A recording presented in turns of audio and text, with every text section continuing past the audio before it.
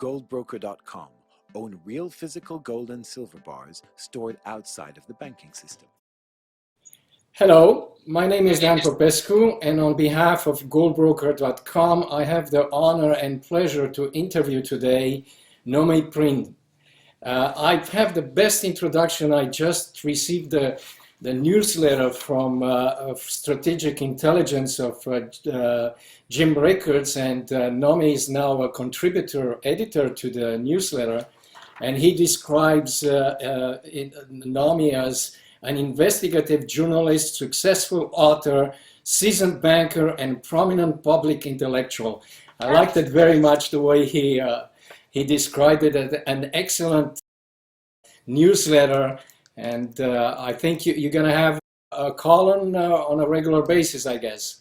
Yeah, I'm gonna be contributing a monthly column to Jim's newsletter, and I'm very, very excited. I've had some excellent meetings with him, and I have valued his work for so long, so I'm very glad to be a part of Strategic Intelligence now. You also wrote an excellent book, your latest book, I should say, All the President's Bankers, which I enjoyed very much, and it's so well researched, so well written that I advise everybody to read it. It's just an excellent book, and very actual with what's going on right now with the events. And your column in Strategic Intelligence deals with one of them. I think that in a previous weeks you also spoke about, in this one you speak about Brazil, the problems of Brazil, but I think in the last few weeks or month you also spoke about Mexico. Right, that's true. Yeah. So how do you see the situation when we have a 20% correction? Some people say it's a correction. Is it a bear market? You said it's not going to happen last year, but this year, how do you see it now? Is it the beginning, or? Yeah, thanks. One of the reasons that I've been looking at the international codependencies of countries is because a bear market, which I believe we are entering now, is something that has global impact. We are no longer in a world where one market can go down or one economy can go down and other ones remain relatively unscathed. What has happened until now, of course, is that the central banks, the major central banks of the world, the Federal Reserve, the ECB, the Bank of Japan, the People's Bank of China to a lesser extent, have been coordinating a process of reducing the cost of money, enhancing artificial liquidity in the system, and that has had the effect of bolstering stock markets, of creating more debt in bond markets, in particular in corporate bond markets, as well as in sovereign bond markets, in the public debt to GDP ratios throughout the world, and that's been done on an artificial manner. This has not been done because of productive growth in many countries. It's been done simply because of this external injection of various forms of quantitative easing, low rates, currency wars, and everything connected.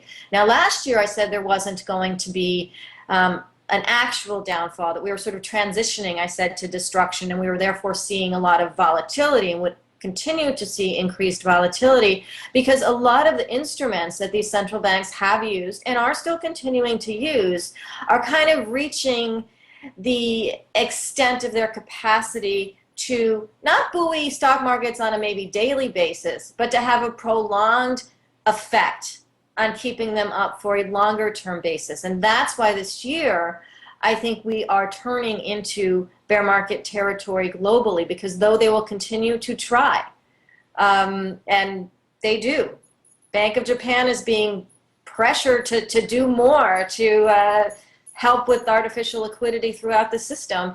People's Bank of China is looking at methods. The ECB is talking about more methods. They will continue, but it's reaching an end, and that's where markets, and that's why markets are turning down.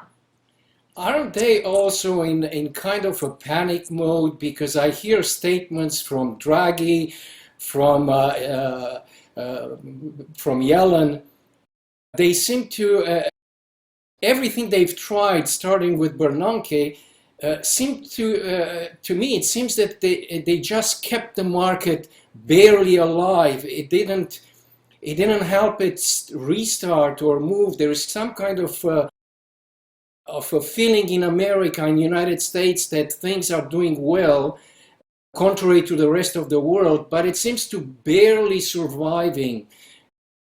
Did they achieve, are they in a panic mode now? Well, I think the fact that you have all these people meeting at the, in Davos and so forth, trying to figure out what's going on, is definitely an element of panic, of desperation.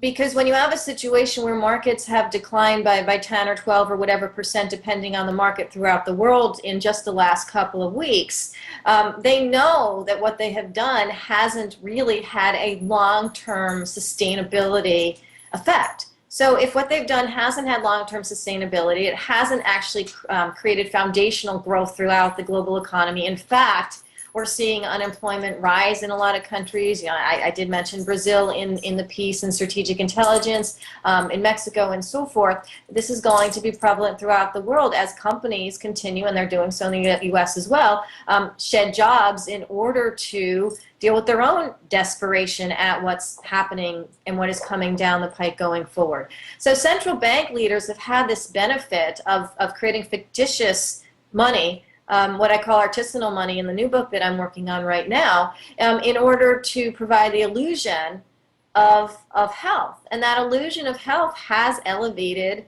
certain markets. It's certainly elevated the stock markets. And the fact that they're deteriorating so much more quickly is a mark of the fact that those efforts are not going to be able to be continued with the same form of results. And that's why they're scared. I think the Federal Reserve was certainly scared to raise rates last year. That's why we only got this little teeny 25 basis point toe in the water movement. That's not indicative of tightening policy. They're scared completely to tighten. And so what's happening since then is that the markets have caved by a lot.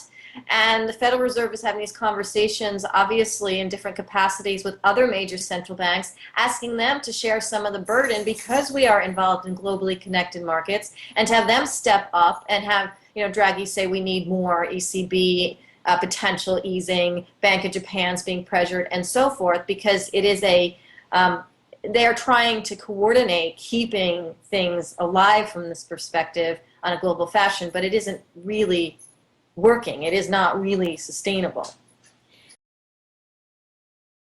Even in 1929-33, it had effects even in Europe, and my grandfather paid a big price of losing money. And I go through my head the statements from my father, who until the 80s, 90s, didn't want to see a trust or a stock. I couldn't convince him to touch it. Could we see that? Because there's still confidence in the United States in the markets. All the 401k pension plans are mostly in stocks and bonds. Could we see a panic coming also to the United States, or is it going to be United States will be on top? Well, you definitely can see outflows from those bigger funds, from pension funds and so forth, as and if markets fall. We saw that when we got a 500 or more point drop that then corrected to a 250 or whatever point drop recently. These are big moves, and they're generally moves done out of fear. And up until now, there has been a sort of trust, if we can use that word, in the Federal Reserve and other central bank abilities to keep money cheap, to keep the stock markets elevated, and that has had the effect of elevating them. There is no other game to play. If rates are at zero, you can't get money on savings accounts. Pension funds need to figure out how to make their liability payments to pensioners that are drawing upon those funds. And if they can't grow the pension funds, if they can't get a return that's commensurate even with the very low inflation rate that we have, they have to invest in riskier assets. They had to invest in the stock market in order to achieve any kind of return, and that became a self-fulfilling prophecy, and the stock market did go up. But when you take away some of the facade and the help from the outside, the Federal Reserve and so forth, that has maintained the reason for the stock market being up, because it hasn't been due to real production and real infrastructure growth and real research and development at the bottom level, then you do start to see fear and panic. The difference today relative to the Great Depression period is that everything is so much larger. The markets are so much bigger. They are so much more codependent. It is so much easier and it is more quick to take positions and to retract positions than it even was then, that when things fall, they can fall a lot more quickly. Yeah, I saw your interview with Bernie Sanders that I found very, very well. I was really surprised to see him interviewing a journalist. It was very interesting. And yesterday I just read, and its connection with your book, that Jimmy Dimon from JP Morgan got a raise, a 35% raise, and it reminded me, I think it was Elizabeth Warren from a senator in the United States who once described a discussion with him, and arrogantly he said, well, how much is the fine, and let's move on. It seems that Wall Street doesn't seem to get it. It's the power of this crisis. How do you see that? Because you talk about it very much, about the bankers throughout the whole history of the central bank.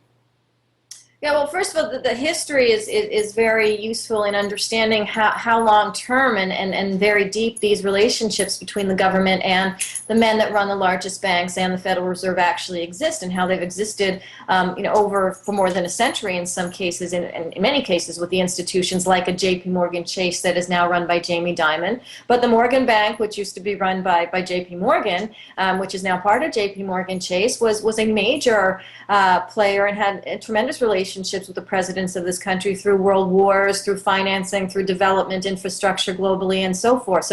So these are very long-standing relationships. When we talk about the concept of too big to fail, it isn't really just an institution by institution too big to fail. It's about not letting these relationships that are so intricate to the core of United States policy from a political and financial perspective fail. And Jamie Dimon is just the current example on the largest bank in the United States, JP Morgan Chase, as someone who has not only not failed, but he was getting raises in a position where his bank continues to be slapped with settlements.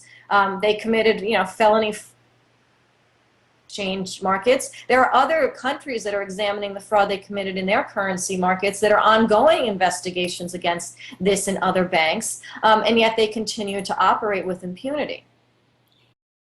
Just want to come to gold, since it's my specialty. I cover gold.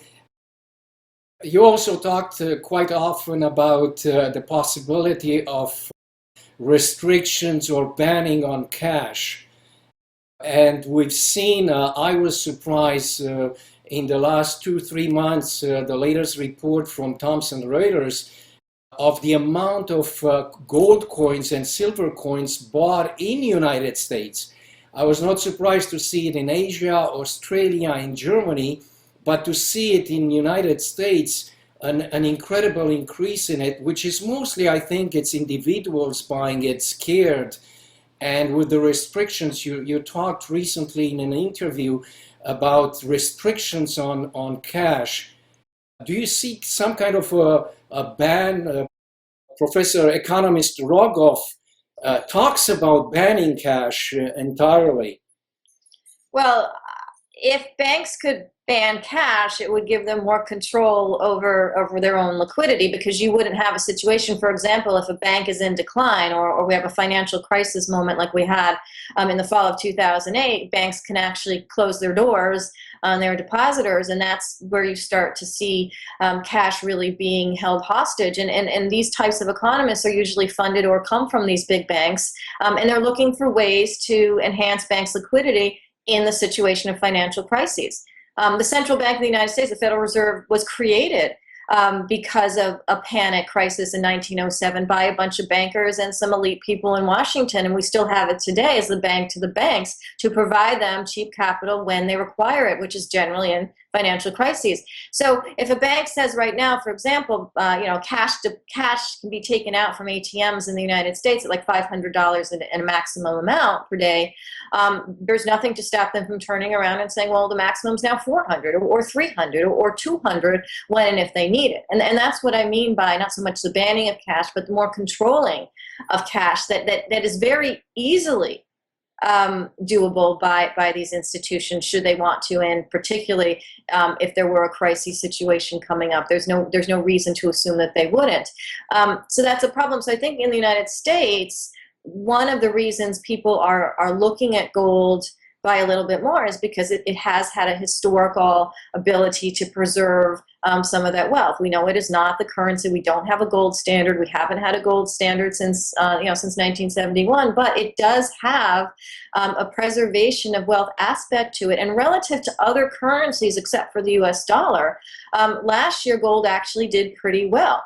Relative to the euro, it was down a smidge, but for the most part, it was only relative to the US dollar, where it was down by 10% in dollar terms, that gold really even didn't do as well as volatility was increasing in the markets and as fears of potential cash problems were being perpetuated into the population, and they were reading about it from different places. So even though nothing happened yet, it was still a fear that was in the air.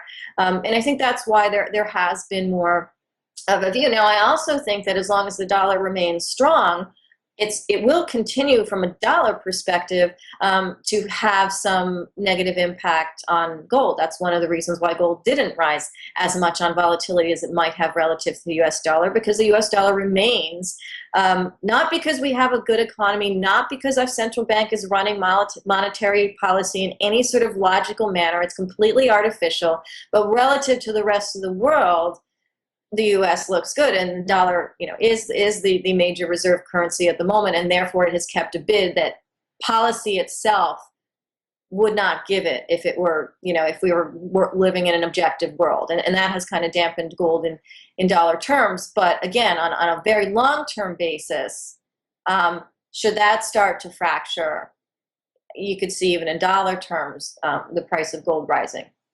I've seen this morning and in the last few days, with the crisis, people buying in Russia, buying dollars. But central banks, with central banks compensate, I expect individuals still buying dollars. In Russia, it's very difficult to buy gold. So they will go into the liquidity of euro or the dollar. Could central banks, for liquidity in the crisis they are, sell treasuries? I'm thinking about Saudi Arabia, the oil countries, sell to support their currency. There is risk right now of decoupling the rial in Saudi Arabia or in the Emirates, the currency, or Hong Kong. Could that compensate, or do you still the dollar still being strong?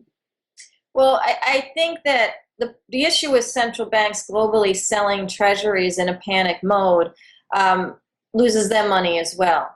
This is what happens in panic mode. It happens in stocks. It happens for central banks in government securities. If you start to sell, their value goes down, which means the value of your portfolio that held them goes down.